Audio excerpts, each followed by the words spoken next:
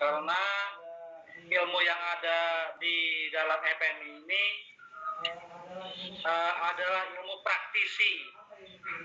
Apa itu ilmu praktisi? Ilmu yang dipelajari, teori-teorinya langsung dipraktekkan. Namanya praktisi kan praktek, dipraktekkan teman-teman. Nah, jadi seperti halnya yang selama ini saya sampaikan, baik di dalam pertemuan online, secara langsung, maupun percakapan WA Group, selalu himbauan-himbauan tentang kinerja-kinerja harus kita lakukan untuk perkembangan wawasan kemampuan kita, juga manfaat buat masyarakat. Begitu ya teman-teman ya. Jadi teman-teman, saya harapkan teman-teman itu memperkenalkan FMI di masyarakat luas, masyarakat banyak, khususnya di wilayahnya masing-masing, Contohnya di DPW Jawa Barat memperkenalkan ke kabupaten kota di wilayah Jawa Barat. Begitupun yang sekarang hadir di Majalengka, memperkenalkan di wilayah khusus Majalengka, kecamatannya. Bagaimana cara kenalnya, sosialisasi. Zaman sekarang zaman canggih, bisa melakukan WhatsApp group, medsos, perkenalkan. Seperti halnya saya di Jakarta, DPP, memperkenalkan FMI ini ke daerah Jawa Barat. Saya ke Majalengka, saya ke Cirebon, ke Bandung, Cianjur, Sukabumi, dan lain-lainnya. Itu memperkenalkan diri. Ya, apa manfaatnya? Dan jelas kalau saya pribadi, saya bertambah saudara. Yang kedua, saya itu bisa mentransfer wawasan saya, pengalaman saya, ilmu saya ke teman-teman yang harapannya mau bergabung dan ada manfaatnya buat teman-teman. Nah, jadi apakah ada manfaatnya? Karena di sini belajar tentang ilmu hukum, tentang perlindungan migran. Namanya perlindungan itu sangat luas sekali teman-teman ya.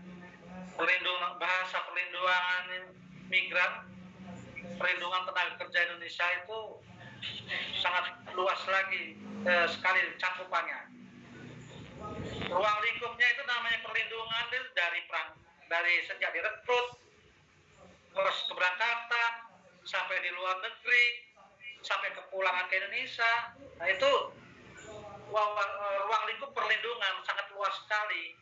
Kalau kita bicara ruang lingkup perlindungan itu luas sekali. Nah, setelah pulang, ada TKI Purna, apa yang kita lakukan? Adakah pemberdayaan untuk mereka? Kita keluarkan ide-ide kita. Nah, yang hadir di Zoom ini adalah para pemimpin Jabar, pemimpin Majalengka. Yang lainnya mungkin ada kesibukan, belum bisa hadir, mungkin lain waktu bisa hadir. Nah, teman-teman ini seorang pemimpin, ya. Sadar tidak sadar, teman-teman ini seorang pemimpin. Seorang pemimpin itu nggak sembrono, nggak salah, harus peka, punya inisiatif, punya kreasi, punya pemikiran-pemikiran luas, punya wawasan yang luas. Harus, kalau enggak ya stuck hidupnya, ya tidak bisa bersaing dengan yang lainnya. Contohnya, dalam hidup suatu rumah tangga, sama dalam hukumnya, acaranya hidup rumah tangga itu perkawinan, ijab kabul, sama ijab kabulnya. Tapi kualitas pemimpin setelah berumah tangga, ada kepala rumah tangga namanya. Pemikirannya kepala rumah tangganya itu stuck. Ya ekonomi dalam rumah tangganya begitu aja. Tapi kalau kepala rumah tangga itu pemikirannya itu luas, ya kan, supel, bergerak, inovasi, mengeluarkan ide-ide, akhirnya bisa membangkitkan ekonomi dalam rumah tangganya. Makanya dampaknya itu rumah tangganya itu dilihat oleh masyarakat luas itu jadi mapan, kecukupan. Karena tadi itu banyak kreasi-kreasi, kinerja-kinerja yang kuat yang dilaksanakan, akhirnya ekonominya bagus, mapan namanya kan. Nah, yang sebelahnya yang stuck aja pemikirannya ikut angin aja kemana, ya ekonominya begitu aja. Jadi kesenjangan di dalam tengah masyarakat itu jelas, tapi ada penilaian dari masyarakat gitu ya. Saya mau memasuk ke alam pikiran, teman-teman, bahwa teman-teman ini seorang pemimpin itu harus punya tanggung jawab, punya kreasi, punya inovasi, pandangan-pandangan yang luas untuk mengembangkan jiwa kepemimpinannya. Nah itu ya, saya masuk dari situ dulu aja, biar teman-teman itu sadar diri, menjadi orang yang kuat, landasannya, fondasinya, biar nggak goyang lah ya. Nah, jadi setelah itu masuk teman-teman ke FPMI, harus menjiwai juga di FPMI itu ada apa sih? Perlindungan migran apa, perlindungan migran TKI apa sih? Di dalamnya itu harus dipelajari. Ya kalau nggak dipelajari di dalamnya ya gitu-gitu aja, nggak akan ada kesan manfaatnya di dalamnya. Nanti ada pemikiran, waduh, ini perlindungan migran Indonesia, TKI orang susah yang kita bantu, dapat duit dari mana? Nah, nanti ada pemikiran seperti itu, ada pemikiran seperti itu, tapi jangan khawatir lah ya teman-teman. Dalam rezeki itu sudah ada yang ngatur, dan saya menciptakan FPMI ini tidak serta-merta begitu saja, tidak melalui pemikiran-pemikiran dan dampak ke depannya. Yang bergabung di FPMI tetap kita pikirkan untuk ke depannya. Gitu ya teman-teman ya. Jadi kalau yang namanya menjiwai, pelajarilah ada apa yang di dalamnya, ikutinlah arahan-arahan pimpinannya. Ikutin arahan pimpinan yang terdahulu. Ada di situ SOP. Nah, dalam melaksanakan tugasnya ada yang namanya surat kuasa. Ikutinlah panduan surat kuasa sebagaimana mestinya. Kalau masih bingung, bertanyalah. Ada lagi nanti pengaduan. Ikutinlah standarnya pengaduan. Kalau ada yang salah-salah nanti ya wajar, tapi didiskusikan, ditanyakan. Nanti kan dapat kritikan, dapat komplain. Nah, itu akan menambah wawasan yang bagus lagi ke depannya.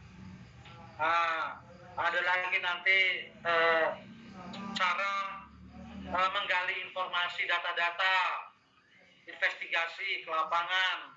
Nah, itu ada cara-cara ilmunya juga. Ada lagi nanti tentang membuat surat. Setelah dapat kuasa pengaduan harus bersurat ini ke instansi, baik ke perusahaan atau instansi. Ini juga ada ilmu-ilmunya, ya kan? Nanti bagaimana cara berhadapan dengan pihak instansi atau para petugas rekrut atau pengusaha-pengusaha, itu ada cara-caranya, ada ilmu-ilmunya. Bila teman-teman menguasai yang saya maksud tadi itu, ya, bila teman-teman menguasai apa yang saya maksudkan tadi itu, maka ya teman-teman akan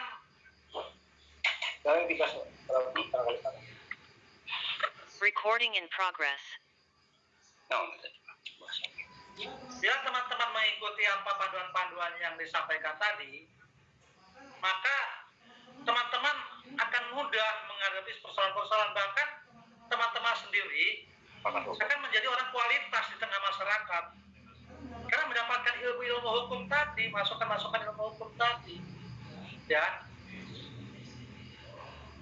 saya sudah beberapa kali memberikan arahan, masukan ke teman-teman, ke daerah, tapi dalam pertemuan yang sebelumnya pun telah disampaikan. Anggaplah saya menciptakan FPMI ini agar teman-teman ini mudah untuk mengembangkannya, menjiwainya. Saya persamakan ya, seolah-olah organisasi FNI ini adalah perusahaan. Begitu ya Pak Nandang ya, maka waktu itu kan saya sampaikan seperti itu. Nah, anggaplah ini perusahaan. Jadi kalau sudah bergabung di FNI, teman-teman nggak usah mikirin cari kerjaan lagi yang mana, kerjaan apa lagi. Anggaplah ini perusahaan. Kalau saudara ketua Majalengka, anggaplah ini perusahaan yang ada di Majalengka. Kita ini menghimpun kasus, mengolah kasus, data, ya kan, mengolah data, informasi kita kemas. Nah, ini diibaratkan seperti perusahaan. Kita bagaimana berkembang dan tidak berkembangnya, ya bagaimana manajemennya. Perusahaan itu tidak bisa berkembang kalau manajemennya tidak bagus. Ya, cobalah perusahaan yang sukses, yang maju di depan itu manajemennya bagus, mengatur keuangan bagus, mengatur manajemen produksinya bagus, ya kan, keluar masuk barangnya bagus, data, mengembangkan jaringan, menginput data yang masuk, bagaimana memfollow perkembangan perkara yang kita tangani. Bagus, ya kan, gitu ya teman-teman, tergantung kita lah bagaimana semuanya itu ya.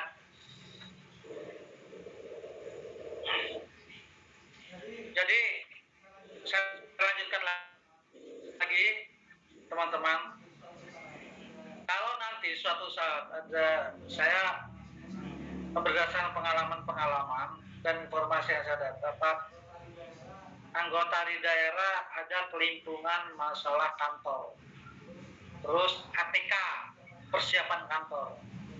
Jadi saya ingatkan ke teman-teman ya,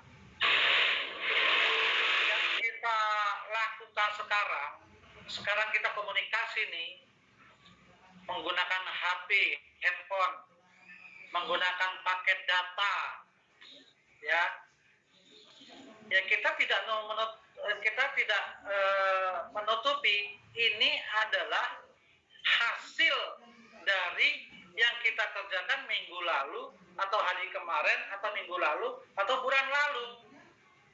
Akhirnya hari kemarin, hari Sabtu, beli data, akhirnya kita bisa komunikasi sekarang. Ya, atau yang kita kerjakan tahun lalu, akhirnya bulan kemarin kita beli handphone. Bisa digunakan untuk Zoom sekarang ini. Nah, begitu juga kalau kita lambat kinerjanya sekarang, tidak maksimal sekarang ini, bagaimana tahun depan kita bisa bayar kantor, sewa kantor? Bagaimana waktu bulan depan ini bisa bayar kantor kalau kita sekarang tidak maksimal?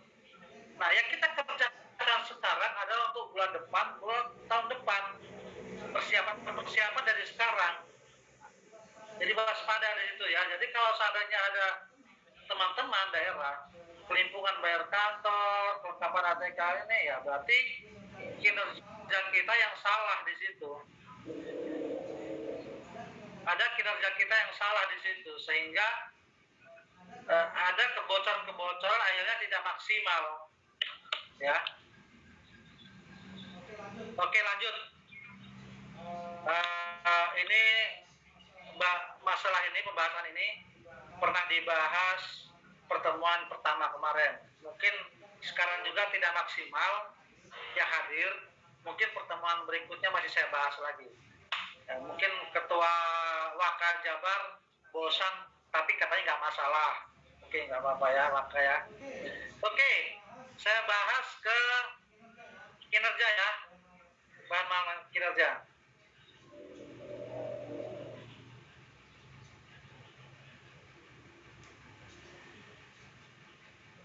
Kemarin udah dibahas ini Pak Waka ya.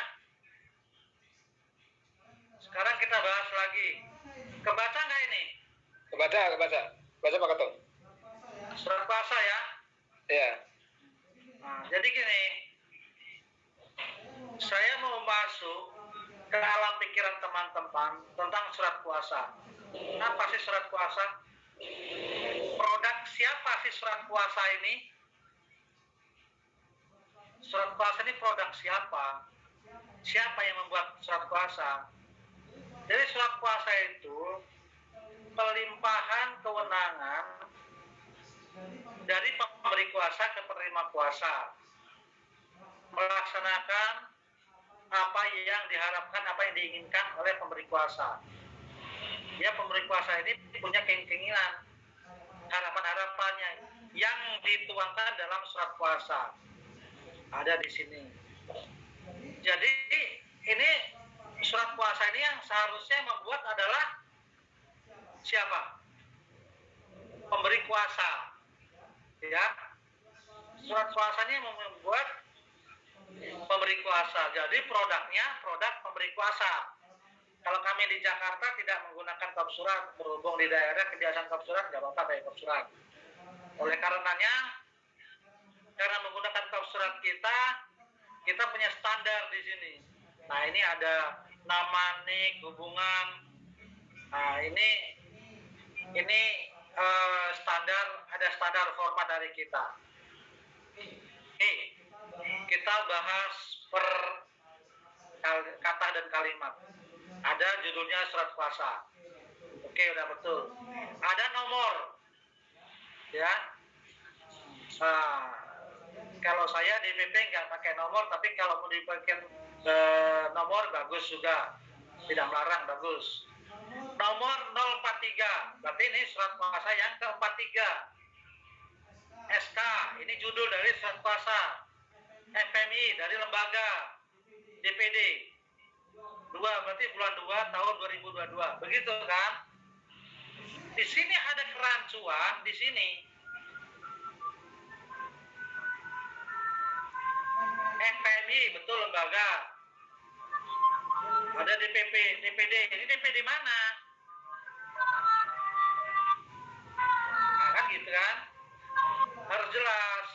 Jadi kalau mau FMI garis miring, di sini kasih garis miring seperti ini. Nah, dikasih garis miring seperti ini di FMI. DPD baru strip. Mana ini contohnya? Bandung BDG, Cianjur CJR, Sukabumi SKB, Majalengka MJK, garis miring Romawi 2. Jadi DPD mana ini? Nggak jelas ini. Siap. Saya tidak mendiskriminasi. Ini terbitan siapa? Ini saya hapus sengaja. Ini biar tidak mengarah ke siapa-siapa. Artinya ini yang ada.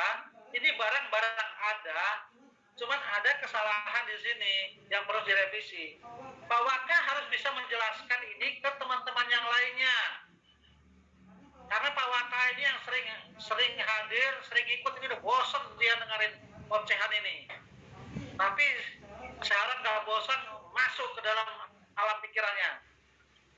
Yang bertanda tangan di bawah ini berarti orang yang membuat surat kuasa. Yang bertanda tangan berarti dia yang membuat kuasa. Berarti di sini identitas. Ya. Ini identitas dong. Karena yang bertanda berarti identitas. Nama, nik, hubungan PMI, alamat. Nah, saya pernah mengirim di struktural, FMI struktural ya, format surat kuasa. Perasaan saya tidak pernah saya membuat SOP adanya ini. Karena identitas, nama, nik, alamat cukup identitas. Tapi ini nggak pernah saya merasa menaruh ini. Ya. Nah, cukup 3 ini aja. 1, 2, 3. Ini tidak. Ini nanti adanya di pengaduan. Ya. Nah. Ini. Dalam hal ini memilih domisili hukum di kantor yang sebut di bawah ini. Itu saja selanjutnya disebut pemberi kuasa. Oke. Pemberi kuasa dengan ini memberikan kuasa wewenang sepenuhnya kepada. Oke, namanya sudah di sini. Oke, nggak ada masalah. Jadi Forum Perlindungan Migran Indonesia FMI. Oke, wilayahnya amatnya. Oke. Selanjutnya dapat berdiri dan bersama-sama disebut sebagai penerima kuasa. Oke, nggak ada masalah. Nah, ini langsung masuk ke sini. Ini penerima kuasa dengan ini diberi kuasa mewakili bertindak untuk kepentingan pemberi kuasa untuk menguruskan kepulangan pekerja migran Indonesia atas nama yang saat ini berada di negara penempatan kerja Saudi Arabia dalam kondisi sakit-sakitan dan tidak mampu lagi melanjutkan kerja. Jadi kita itu harus bisa menggunakan kata, menggunakan kalimat yang baik dan benar. Sekira-kiranya dimengerti nggak kita ini menulis? Ya, menulis ini kan tulisannya bahasa abadi ini, ya kan? Di dalam tulisannya ada mananya. Berhubung ini dimasukkan di sini, kemungkinan tidak dimasukkan ke sini. Nah, ini adanya di sini, kisaran di sini nih, di khusus. Sebenarnya inti dari kuasa ini adanya di sini. Fungsi surat kuasa itu ada di sini intinya. Tapi di sini kok ada khusus? Khusus ini khusus ngapain ini? Kalau khusus itu berarti tidak umum, ya. Namanya khusus itu memiliki sifat tidak membias, fokus, khusus, ya. Setelah khusus untuk maksud dan tujuan, khususnya apa untuk maksud dan tujuannya? Jadi nggak nyambung ya. Jadi kalau di FMI saya sudah memberikan format baku surat kuasa, tidak ada seperti ini. Ini sifatnya, ini digunakan pada umumnya untuk advokat pengacara khusus. Khusus ini tujuannya itu ya khusus. Ada maksud fokus. Kemana dia? Mau ke kepolisian, pengadilan, atau ke instansi mana?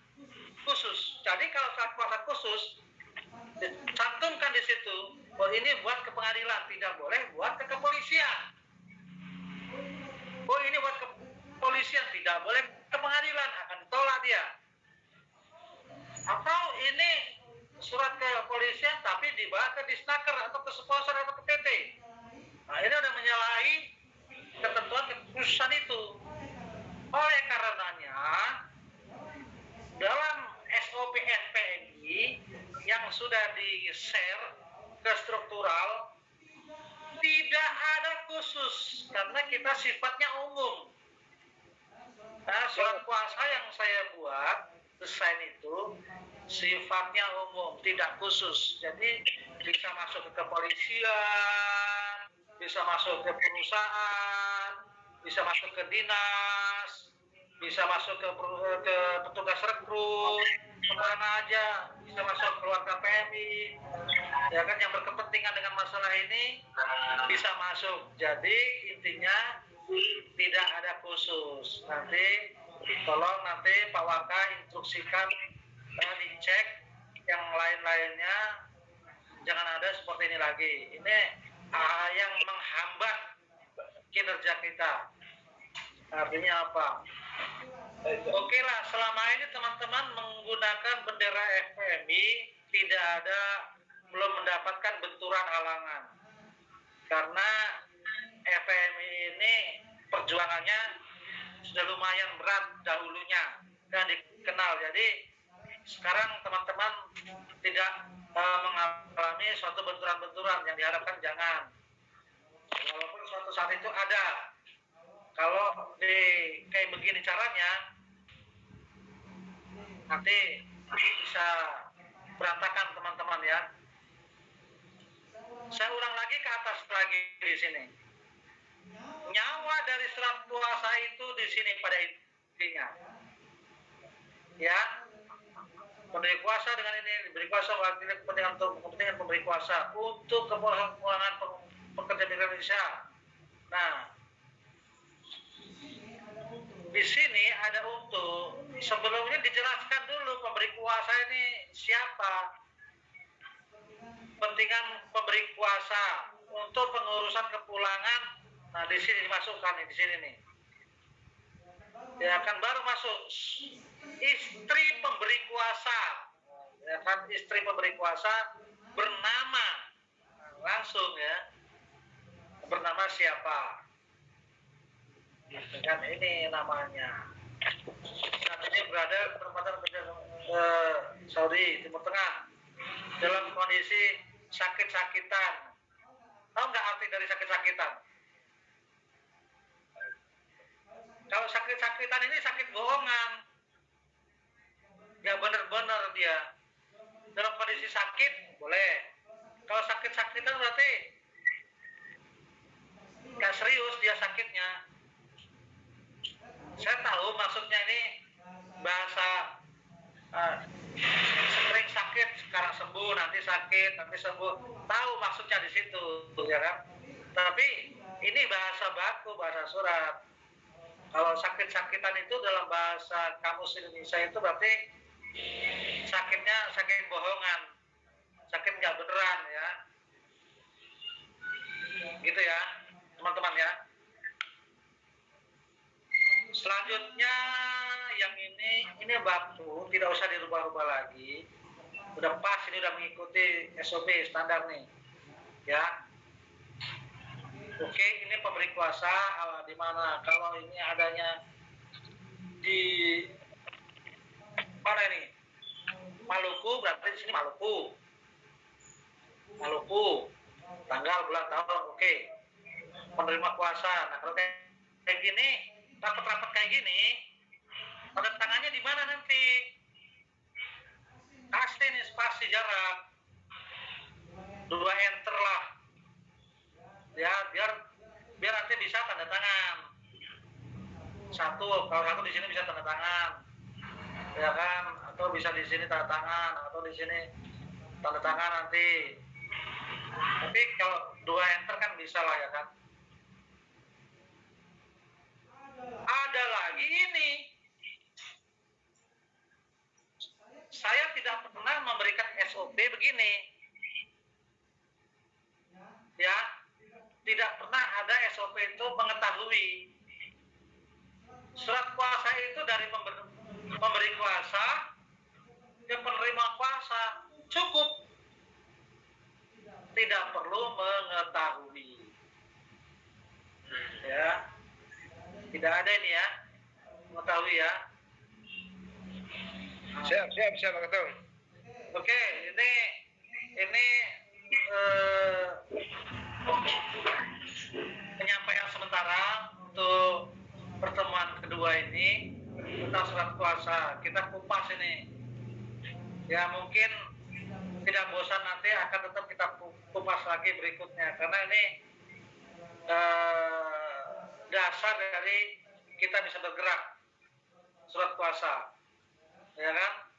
Surat kuasa ini bukan hanya di PMI aja. Nanti ada kasus-kasus lain bisa digunakan formatnya ini. Tinggal mengganti ini aja. Ya kan? Ada nggak taunya nanti kasus-kasus umum, kasus-kasus yang lainnya di tengah masyarakat. Oh, ada tetangganya ribut, bentrok, akhirnya memberikan kuasa. Ya udah, bikin surat kuasa ini. Tinggal ganti kepentingannya apa. Nah, artinya begitu ya. Ini ilmu hukum ya. Teman-teman ini saya paksa untuk belajar ilmu hukum, untuk mengetahui ilmu hukum, walaupun basic bukan sarjana hukum, tapi namanya ilmu hukum itu ilmu terapan, ilmu yang ada di tengah masyarakat yang dipraktekkan langsung, ya. Nah, jadi walaupun bukan profesi pengacara teman-teman ini, tidak ada salahnya untuk mengetahui tentang ilmu hukum, karena ilmu hukum itu ilmu penerapan ada di tengah masyarakat. Ya. Nah, ini surat puasa ini adalah nyawa kita untuk dalam bergerak, bertindak, melakukan sesuatu. Nyawa kita ada di surat puasa. Masih banyak lagi nanti pembahasan tentang pengaduan, tentang surat ke pemerintah. Nah, surat ini nanti kita bahas lagi nanti. Ya. Mungkin kita diskusi, tanya jawab dulu. Teman-teman, kira-kira apa yang menjadi kendala-kendala di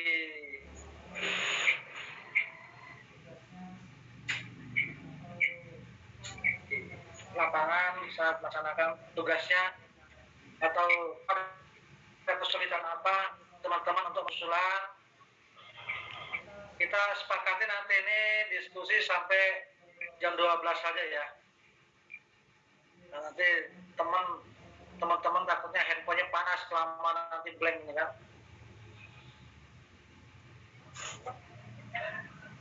Oke, saya rasa demikian. Silakan saya buka tanya jawab atau diskusi ini. Silakan Pak Uji Majalengka.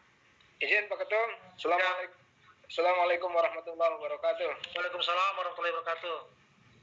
Pertanyaan yang pertama, apakah secara aspek hukum atau aturan hukum, penanganan atau pelayanan hukum di wilayah luar Jawa Barat kita bisa menerima gitu Pak Ketum? Oke, langsung aja saya jawab ya. Jadi kalau penanganan ini sebenarnya sifatnya aturan dalam organisasi itu. Kalau secara aturan hukum itu tidak mengatur itu. Artinya tidak ada aturan itu, berarti boleh-boleh saja. Nah, diatur lebih dalam lagi oleh aturan organisasi. Apakah organisasi ini membolehkan atau tidak? Nah, kan gitu kan? Ya. Harus kita ngebahas dari situnya dulu. Aspek hukumnya tidak ada batasan aturan hukum yang mengatur tentang ruang lingkup penanganan suatu permasalahan hukum. Kan tidak ada aturan di situ. Karena undang-undang setelah diundangkan tercatat dalam lembaran negara itu berlaku di seluruh Indonesia. Undang-Undang 18 tahun 2017 itu berlaku di seluruh Indonesia. KUHP berlaku di Indonesia, seluruh Indonesia. Jadi tentang perlindungan migran Indonesia berlaku di seluruh wilayah hukum Indonesia. Nah, bagaimana kalau menangani menyeberang wilayah? Kita ini kan contohnya Majalengka, nangani Sukabumi. Orang Sukabumi nangani Kerawang. Jawa Barat nangani Lampung. Apakah boleh seperti itu? Karena secara hukum formil tidak ada yang mengatur itu, sah-sah saja, boleh-boleh saja, tidak ada yang mengatur itu. Tetapi ke ruang lingkup kecil lagi, secara organisasi, bolehkah itu? Kan gitu. Boleh tidak itu dilakukan? Nah, berhubung organisasi kita ini tidak mengatur tentang ruang lingkup itu, belum menerbitkan aturan itu, berarti boleh-boleh saja, sah-sah saja. Karena belum diatur. Nanti suatu saat aturan pada umumnya di Indonesia ini, aturan itu terjadi, dibuat apabila sudah terjadi kekacauan, kesimpang siuran, terjadilah nanti aturan itu. Kalau belum ada kesimpang siuran, belum ada kekacauan, belum ada bentrokan tengah masyarakat, ya buat apa dibentuk aturan itu? Jadi nanti malah membatasi kreasi berpikirnya teman-teman, kan begitu. Jadi hingga saat ini kita zoom ini aturan seperti itu dari DPP pusat belum mengeluarkan, tetapi kemarin secara internal di DPW sudah dibahas itu, ya, internal di DPW sudah dibahas itu. Silakan nanti teman-teman koordinasi saja dengan DPW. Ya, kalau kita di DPW belum menerbitkan itu, masih welcome aja, silakan aja, mau kemana silakan aja. Tapi kalau ada kekisruhan nanti kalau harus diterbitkan ya diterbitkan. Begitu ya Ketua Majalengka ya. Pertanyaan kedua Pak Ketum. Ya, lanjut. Pertanyaan kedua, bolehkah kita sebagai lembaga FPMI itu meminta jasa advokasi terhadap pemberi kuasa dalam penanganan perkaranya? Gitu. Kita kan advokasi hukum Pak ya, jasa advokasi. Bolehkah kita minta jasa advokasi Pak? Baik. Kalau secara hukum tertulis tidak ada itu, ya kan? Tidak diatur tentang boleh dan tidak bolehnya. Ya, kalau hukum secara tertulis tidak ada itu. Tapi tidak ada pelanggaran, bukan pelanggaran. Secara instruksi,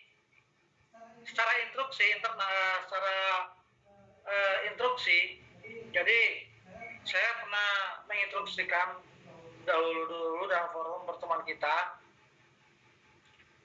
boleh saja meminta jasa pada orang yang telah meminta bantuan atau minta jasa kita, boleh saja, tapi dengan melihat situasi, kondisi seperti apa, kan begitu. Ada syarat ketentuannya berlaku. Contohnya begini, orang baru bekerja 2-3 bulan bermasalah, terus minta bantuan, kita minta anggaran, minta jasa, ya manusiawi ya kan? Ya betul. Saya rasa nggak pantas lah ya, karena kondisinya dia juga belum dapat hasil kinerjanya itu. Jangan sampai dia mencari keadilan itu dibebani dengan biaya utang sana utang sini, makin tambah lagi problem dia. Enggak, maksudnya kita menyesuaikan dengan kondisi ya Pak, kondisi ya sendiri. Tapi saya lanjutkan dulu ya. Nah tadi boleh saja meminta jasa dengan syarat ketentuan. Ya, lihat situasi kondisinya. Yang kalau kerja baru kira-kira 3, 4, 5 bulan, 6 bulan ya, kalau bisa jangan dulu. Kalau mereka memberikan ya rasa tanda terima kasih ya sah-sah aja. Tetapi kalau seandainya sudah melampaui batas dari perjanjian kerja 2 tahun atau lebih, sah-sah aja kita meminta itu, bahkan membuat perjanjian pengurusan pun boleh. Nah, karena kita ini social control lembaga perkumpulan kita ini kan gitu, jadi non profit dari pemerintah, tidak dikasih anggaran dari pemerintah, kita nggak meminta itu. Nah, kalau kita meminta jasa itu sah-sah aja, karena saya juga tidak mau teman-teman ini jadi pelayannya orang-orang pengusaha itu. Betul.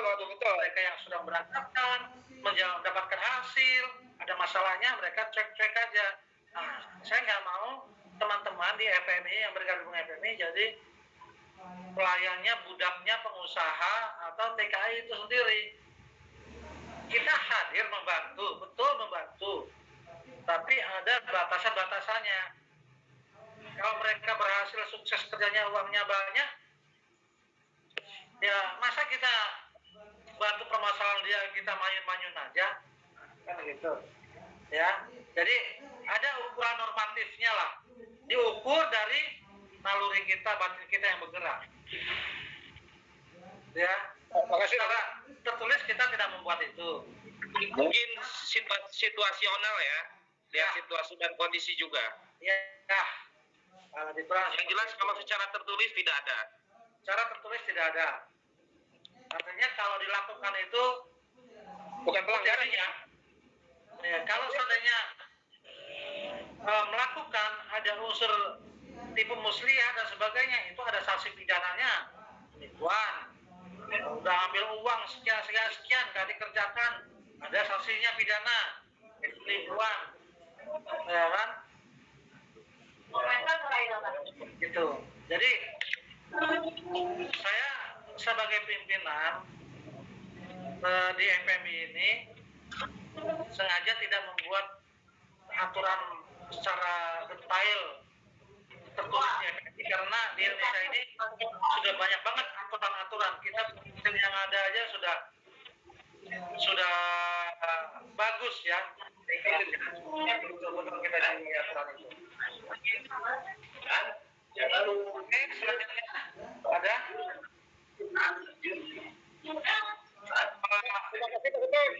Terima kasih atas pandangannya.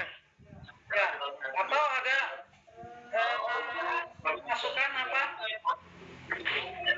Ini Ketum untuk mempertegas gitu ya, memperjelas terkait masalah surat puasa yang tadi tertulis secara khusus itu ada institusi misalkan kepolisian. Tapi kalau di FPMI ini kita kan banyak menghadap. Satu mungkin bisa menghadap ke institusi kepolisian, juga ke instansi dan juga ke pihak perusahaan.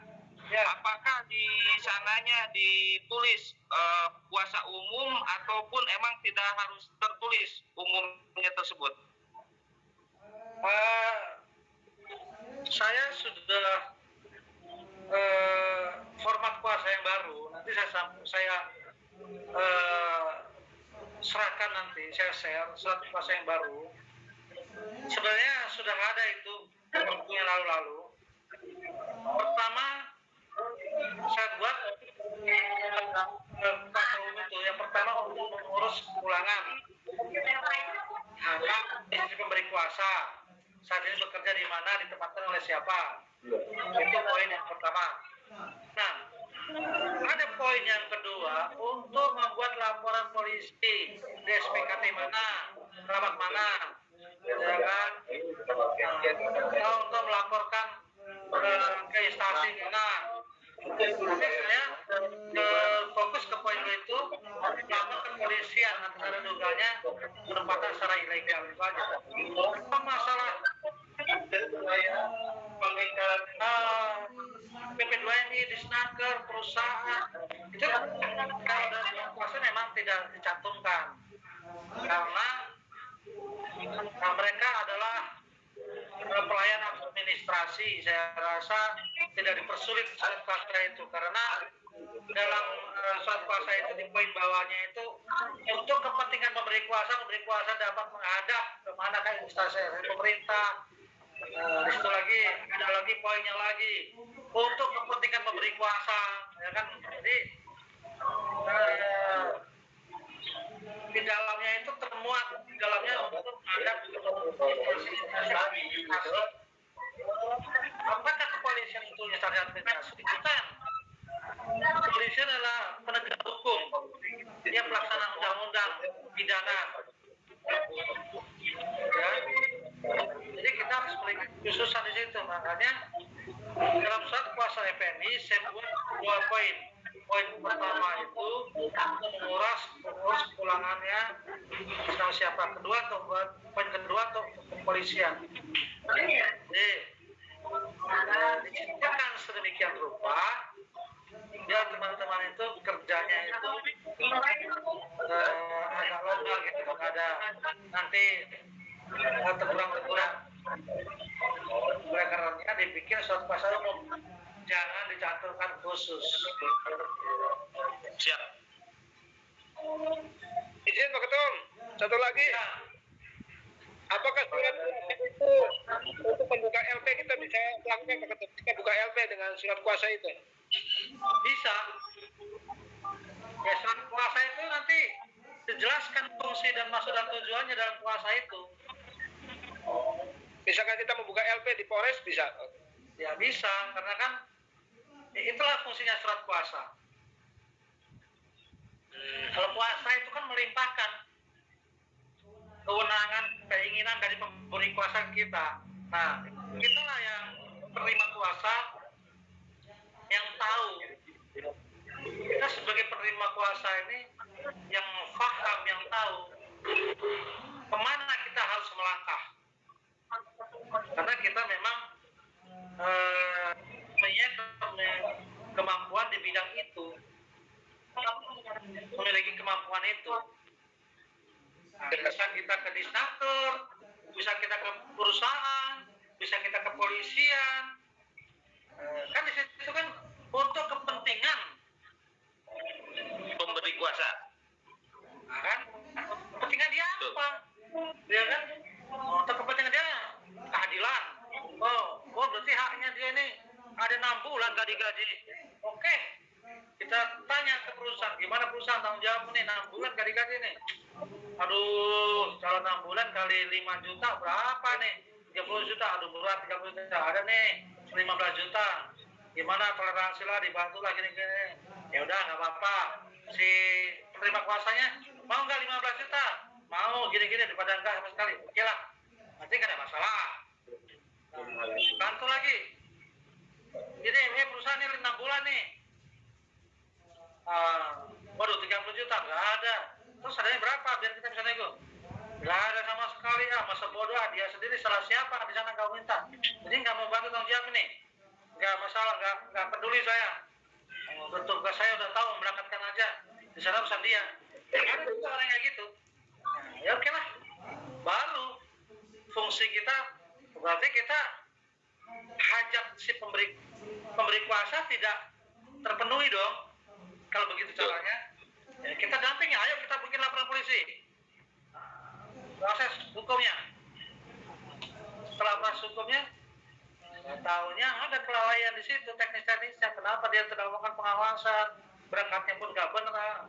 Akhirnya anak di sana nggak digaji. Akhirnya gimana? Ya, kalau mau negosiasi, berdamai ya berdamai lah. Yang penting gimana nih 6 bulannya? Kamu selesaikan negosiasi berapa gini? Nggak mau pulang aja, lebihin. Ya. Kalau nggak proses saja lanjut, sah-sah aja. Betul. Gitu kan? Jadi tergantung kita pemberi kuasa ini harus punya inovasi pemikiran, punya mental, punya kreasi. Makanya saya tidak bosan-bosan berikan masukan ke teman-teman. Serap ilmunya yang dipaparkan, yang diberikan. Bertanya.